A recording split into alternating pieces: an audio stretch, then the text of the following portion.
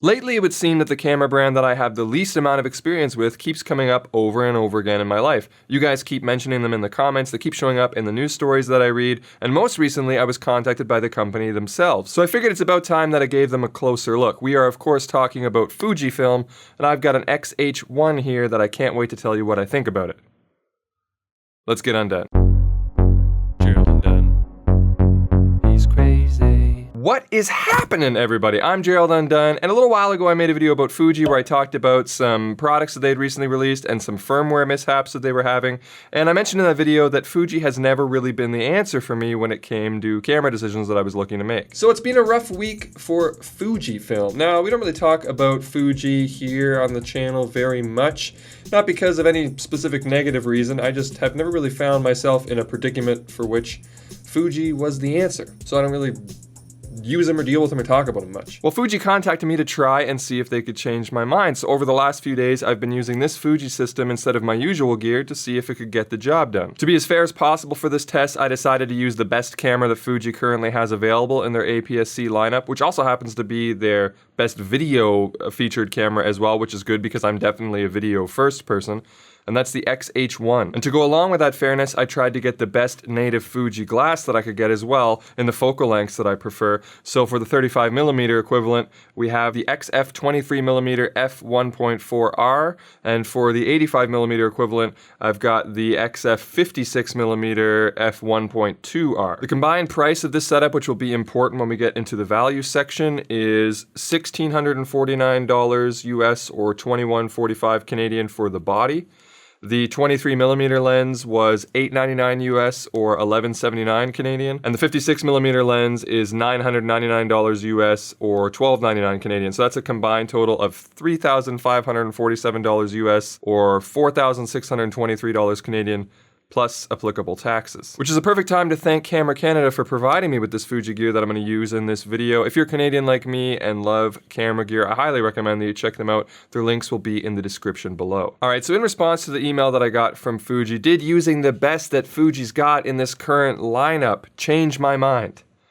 Well, not really. But I don't think I'm their target customer, to be fair. I mean, for one, I'm not a photo first, I'm not a photographer, I'm video first with some photo on the side. I don't shoot JPEGs. I tend to manipulate the colors a lot in post when I do shoot photos, and also video, obviously, like, look at this. But because I've been trying to keep this channel free from unnecessary negativity, silly fanboyism, and any kind of brand loyalty that I find to be counterproductive, I'm gonna start by telling you everything that I like about this Fuji system. For starters, it's pretty comfortable, and this big grip that they added to the X-H1 model is a nice touch. I find it easier to hold than the previous models like the X-T2 and the smaller ones down from there because I got big old hands, and feels good. I like that they added an AF on button to this model. Now, I've kind of come to consider that a necessary standard for, 2018, but a lot of previous models from Fuji didn't have it, so I still say, good for you for adding it. I like how aggressive Fuji is when it comes to firmware updates. They seem to dish out some pretty great features, and much more frequently than other brands do as well, so that's pretty great. I thought the menu system was pretty decent. A lot of people said that I might find the menu system a bit clunky switching over to Fuji, but to be honest, I thought that it was pretty easy to navigate and find what I wanted. The only grievance I would have with that is that it tends to lose your position a lot. So if you're in one, deeper page, and then you set something, and then you go back to check its setting, then when you go back to the menu, it's, sort of defaulted back to the top page of that group. And so that can be kind of tedious and time consuming when you're doing your initial setup.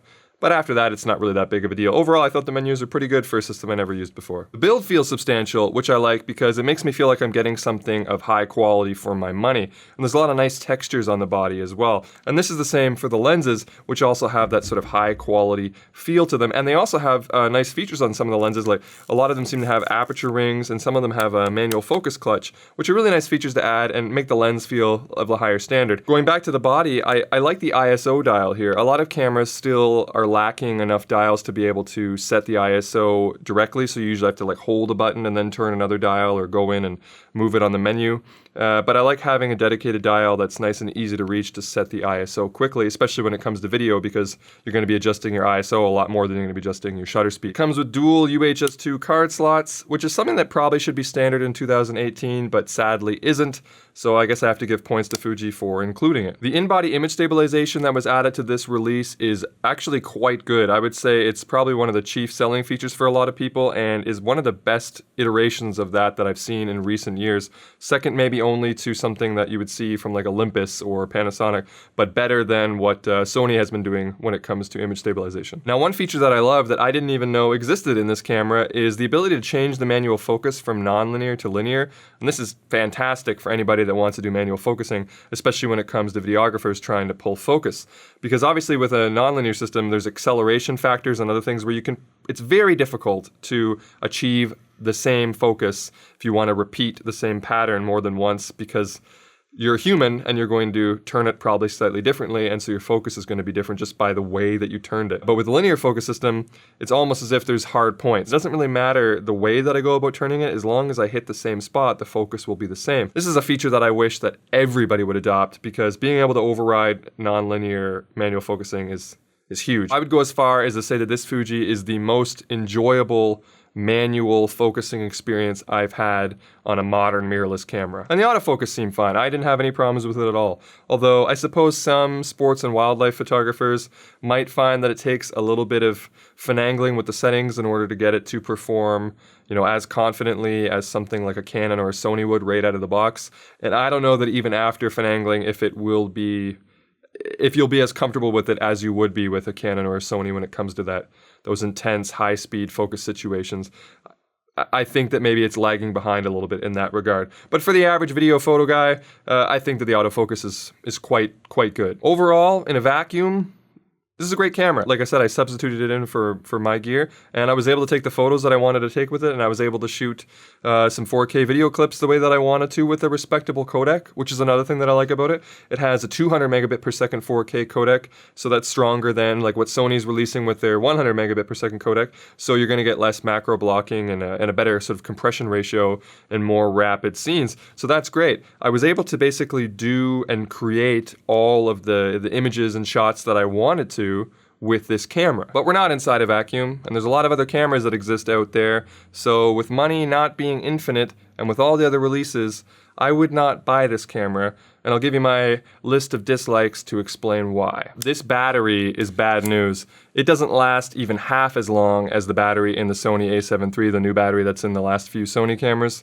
and that's just really not acceptable in 2018. I can't count on it to get, hardly any work done. 4K video, I think I got maybe about an hour of shooting total, and that's just not good enough. Now the dials are an interesting thing. As I was saying earlier, I like the ISO dial, but some of the dials don't really make as much sense as I thought they would. Like, take the shutter speed dial, for instance. You can only set it in full stops. So if you want to set it by 1/3 of EV stops, which I often do when I'm trying to dial in a more precise exposure, you first have to set the top dial to the full stop. So say I set it to 125. Then you have to use one of the more modern dials to dial in the third EV. So then you can go 125, 160, 200, so on. And then if you want to go up to the next group, you then have to turn this dial up to 250, and then you can dial in up to 500, but then you have to switch that to 500 up. So it actually ends up adding more steps than if you would just be using the modern dial on its own, because you could just go all the way through without having to keep changing this to a different group. So although it looks cool and has that vintage thing, which I know that a lot of people like about it, that it kind of likens them to the film days, I actually find it took more steps and was less efficient than if they would have just done away with that feature completely. And I'm also not a fan of this always-on display on the top of the camera here that tells you sort of like your battery life and how many shots you have left. It reminds me of like a Samsung phone that when you turn it off, it just keeps showing the clock. I don't understand why we need that on a camera, and I actually found it kind of distracting. And from a design point, I actually felt like it didn't really make any sense, because if they're going for this classic look of having these, film-like dials on the top, but then they add this top display screen like you would expect to see on an older DSLR, it kind of seems like a clash of themes, and I didn't really like it. I think that could have been used a lot better space than what it is, especially considering we were just talking about having less than stellar battery life and not optimal efficiency when it comes to dialing your exposure. I think that display was a mistake. Another huge problem I have with this camera is the reliance on their vertical power booster, which is basically their, vertical battery grip, which is another $329 US or $399 Canadian. But without it, you're losing a lot of features. Like a headphone jack, for instance, you only get that when you get the vertical grip. And the battery life, as we said, obviously being a problem, you need to get the vertical grip in order to have a little bit more confidence in the battery. And the record times on 4K is only 15 minutes long, but if you get the battery grip, then it goes up to 30 minutes long, like what most other cameras are doing. And there's other features that are boosted by adding the grip as well, like the drive speed in, rapid photo mode. And some users have actually said that the focusing seems to be superior when they have their vertical power booster attached. Another thing that annoyed me is how it splits up the video files into 4 gig chunks in 2018, even when using an SDXC exFAT card. So the card's file system allows for larger than 4 gigabyte files, but the camera won't write it, even though it doesn't change the format of the file system at all. Even if you format the card in here, it stays exFAT, but it still won't write larger than 4 gig files. And that makes no sense to me at all, and is just tedious when it comes to video editing. Some fine print about the video: the 4K is actually cropped. It's a 1.17 crop, so you're not getting a full 1:1 there. And the 120p slow motion is kind of a fake 120p. It's a internal only, pre-processed slow motion kind of thing. So you can choose your frame rate and your sub frame rate, and then it will make a slow motion clip. But you don't actually have 120p with audio, proper recording that you can then bring into your editor and use that footage that way. It's only an internal slow-mo feature. And when it comes to video, I don't actually love the profiles that it comes with. I know a lot of people were quite a big fan of the Eterna profile, and that was something that was added to the X-H1, that now you can have the Eterna profile for video. And I've seen a lot of shots that really look great that people have used it for with Eterna. And when I was out and about with it, I thought that the Eterna looked good too. But for what I do in these kind of contrasty, moody kind of situations like this shot that you're looking at now, I didn't find that the Eterna really performed that well in here. Here, let me record a little bit of this video using the Fuji, and I'll show you what I mean. So this is the Eterna profile straight at a camera, and now this is it with a few adjustments to give it more of that undone look. Now another pro on the X-H1 is the inclusion of F-Log. Now I believe that this was also added to the X-T2 with firmware updates, but it's a nice feature and a nice value add to have included because not all brands do that. Now I actually found the F-Log to be pretty decent, but there was some parts that made it a bit of a hassle to work with, more so than other log profiles that I've used in the past. It definitely wasn't the worst, but it also wasn't the best. Now Fuji does provide you with LUTs, which include a straight conversion LUT, which doesn't really change much of the look, but brings you in, conforms you to the color space. And then they also include a LUT to give you that Eterna look the same way that it would if you were using the profile without F-Log. But just like the built-in profile, I don't really like the way that the Eterna LUT looks in this sort of studio and the contrasty, moody kind of stuff. And it took quite a bit of work to get it to even be kind of usable, and I still didn't even really like the way that it looked after that. So I abandoned the Eterna LUT and I ended up doing the grade myself, and I felt like that was a much better result. And this is the mode and the way that I would go about doing it if I were to use the Fuji to, say, shoot my YouTube videos and I was trying to make a look that would match the GH5. This is how I would do it. Now back to the GH5. So my last problem is the size and price of this camera, considering that it's an APS-C body, and that brings us to the value section. So because cameras like the A7 III exist, you have to consider them, that they exist and the price that they're at when determining whether or not to purchase a camera like this one. Now I have a pretty similar setup for the Sony as I do to the Fuji. That's why I tried to sort of recreate it. So with the Sony, I've got the body, which is $1,899 US or $25.99 Canadian. I've got the 85mm f1.8, which is $548 US or $750 Canadian. And I've also got the Sigma f1.4 Art at $899 US or $1149 Canadian. So that's a total of $3,445 US or $4,498 Canadian, plus tax again. So that actually cost me $100 less than the Fuji system would have, and that's including the fact that the Fuji stuff is currently marked down. Now, I don't know if the markdown is permanent or if it's just temporary, but if it does go back up to its regular price, that's going to be an additional $250 more for the price of this whole Fuji combo. And for the Fuji to even match the Sony when it comes to battery life, record time, performance speed, and the jack configuration, like the headphone jack, you have to get that vertical power booster grip thing, which is another $329 US or $399 Canadian. So you could end up spending up to $800 more if everything didn't go in your favor for this Fuji system over the regular priced Sony system that I just described. And this is kind of where it stopped making sense for me, because when it comes to APS-C, usually two things are true. It's supposed to be a little bit cheaper and a little bit more compact, but this Fuji is neither. In fact, when I put the 85mm lenses on both bodies, well, the 85mm equivalent on the Fuji actually weighs more than the Sony does. And if you add that vertical grip, which is necessary to make it perform like the Sony, it's going to be even bigger and even heavier than the full frame counterpart. So that means this camera must produce a vastly better image or have superior performance, right? Well, not really. In my opinion, the Sony kind of outperformed it in every way, except for image stabilization. The IBIS in the Fuji is better than that in the Sony, and the IBIS does deserve some recognition. But in every other way, I actually kind of preferred the Sony. Now, when it comes to color science, if you like the way that the Fuji looks better, well, that's completely up to you. But the colors to me don't really matter that much because, like I said, I shoot raw and then I edit them heavily, and with video, I do a lot of stuff with the colors, so the color science thing isn't that important to me. With Sony lately, I find the colors are fine. Now, you know, some of the older Sony stuff did have a bit wonkier of colors, but these days, I think it's all good. Here's a couple photos that I took of my tape measure, just to show you how in like 30 seconds in Lightroom, you can make them look like pretty similar. Now, the Fuji's colors are a little bit punchier, but I do definitely prefer the finer details of the Sony image. So from a value standpoint, I just don't get it. Now, I think there probably is an application for a camera like this. If you're somebody who likes to shoot JPEGs and appreciates that vintage feel, then Fuji has some cameras that'll probably be great for you. And they have one of the best JPEG engines in the business, in terms of just delivering really, really great quality images straight off the card. But I think if that's what you're going for, then the X-T2, which is a lot cheaper than this and has already gotten firmware updates, all the software on the X-T2 is almost as good as the X-H1 now.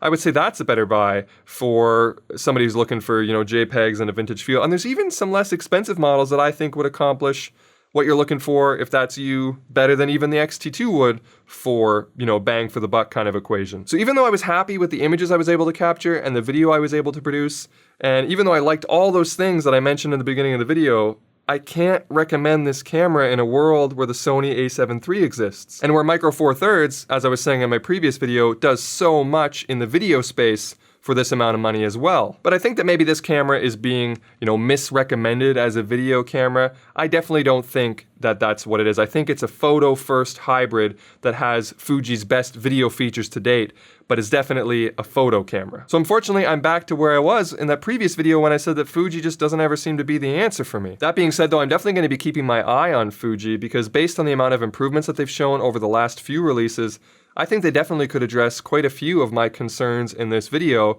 and then that next release could be quite an impressive camera. But now I want to hear from you guys, because maybe you're like me and you just really tried to get into Fuji but just couldn't. Or maybe you found something about Fuji that's just perfect for you and you just love the system.